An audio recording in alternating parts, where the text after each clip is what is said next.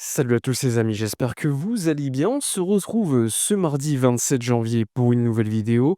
On se rapproche de la Ligue des Champions, hein. Demain, match de Ligue des Champions, mais surtout multiplex géant avec tous les matchs de la journée. Pour ceux qui n'étaient pas au courant, il y aura un live à partir de la 80e minute de cette soirée de Ligue des Champions complètement folle parce que tout peut changer à chaque minute. Donc on sera en live pour react un petit peu au changement de classement, changement de résultats et évidemment, on parlera du match, hein, du FC Barcelone contre Copenhague. Je le rappelle avec l'absence de Frenkie de Jong qui sera suspendu pour ce dernier match de phase de poule, le retour de Lamine Yamal en Ligue des Champions et sera bien là. Normalement, Ferran Torres d'ailleurs sera aussi présent. Dans cette vidéo, on va parler du départ de Drew Fernandez qui a été officialisé hier par le PSG. On va également parler d'un petit peu de tas de choses de l'actualité du FC Barcelone, on va parler des élections, on va parler un petit peu de tout. Donc installez-vous tranquillement, mettez un petit like, mettez un petit boost, également commentez, partagez comme d'habitude pour soutenir tout le travail effectué sur la chaîne depuis déjà, pas mal d'années. Ça permet de soutenir le travail pour que ça continue avec beaucoup de qualité. Comme d'habitude, alors on y va, on débute. Alors je vous l'ai dit, on va parler de Dro Fernandez. Dro qui a été donc transféré officiellement direction PSG. Donc ça a été officialisé aux alentours de 22h30 dans la nuit hier. Je le rappelle, transfert de 8,2 millions d'euros, accord entre le PSG et le FC Barcelone. Alors pourquoi ça n'a pas été un paiement de clause? Eh bien, vous le savez, le paiement d'une clause, ça se passe comment? C'est le club qui donne de l'argent donc à l'intermédiaire, à l'agent du joueur, pour que le joueur puisse eh bien, payer cette clause au siège de la Liga. Et donc, il reçoit de l'argent dans son compte et donc niveau fiscal, ça peut être problématique pour payer les impôts et donc pour éviter cela, qu'est-ce qui a été fait?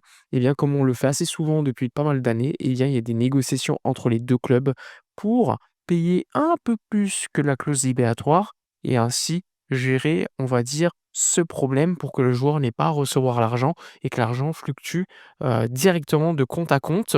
Donc ça permet à Barcelone de recevoir un peu plus que la clause, donc 8,2 millions d'euros selon Fabrizio Romano. Et ensuite, évidemment, ça permet à Barcelone d'avoir plus de bénéfices sur le transfert.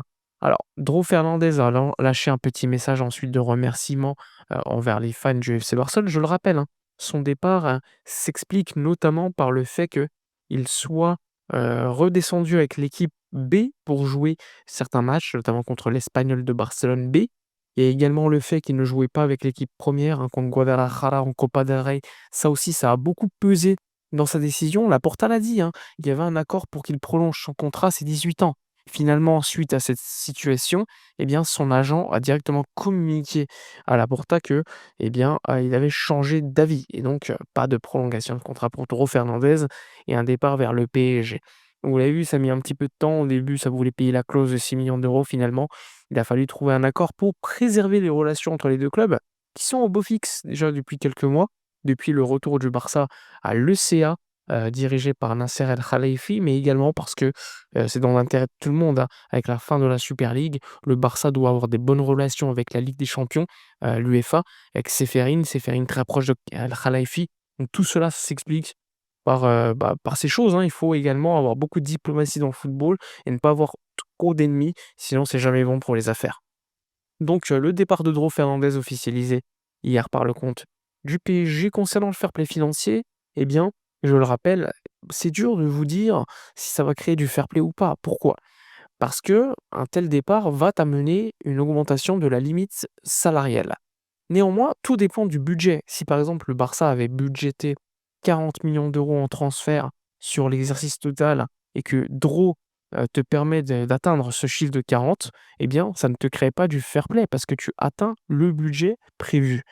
Néanmoins, si tu dépasses le budget prévu, eh bien forcément la plus-value de ce qui était prévu, eh bien, ça te permet d'augmenter encore plus cette limite salariale. Donc ça, il faut le comprendre et au contraire, si tu n'as pas encore atteint le budget, il faudra faire des départs supplémentaires, faire des baisses de la masse salariale et cetera et cetera. Vous avez bien compris à un moment donné, à force de vous le répéter.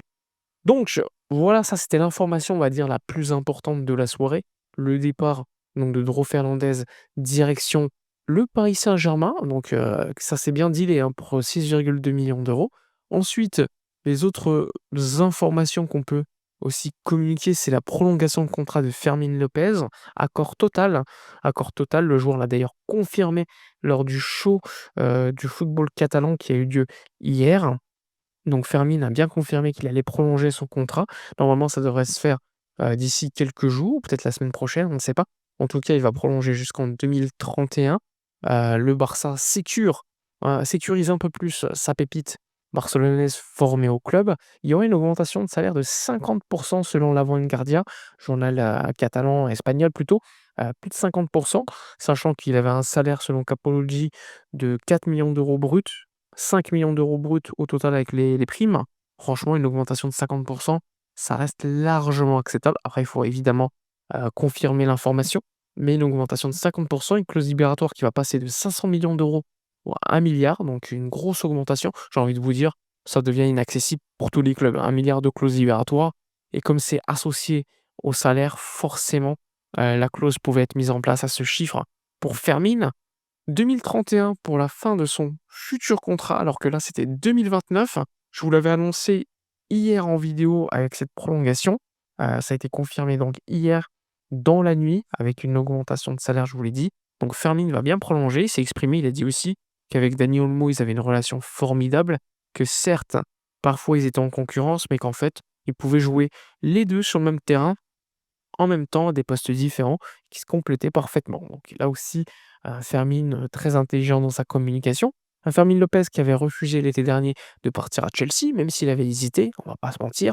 Mais bon, l'offre de Chelsea était aussi ridicule et le Barça avait refusé d'office le fait d'accepter une telle offre. Donc Fermin Lopez, 10 passes D, 10 buts cette saison, continuera bien, du côté du FC Barcelone pour pas mal d'années encore, hein, avec cette prolongation de contrat qui sécurise son avenir un peu plus longtemps.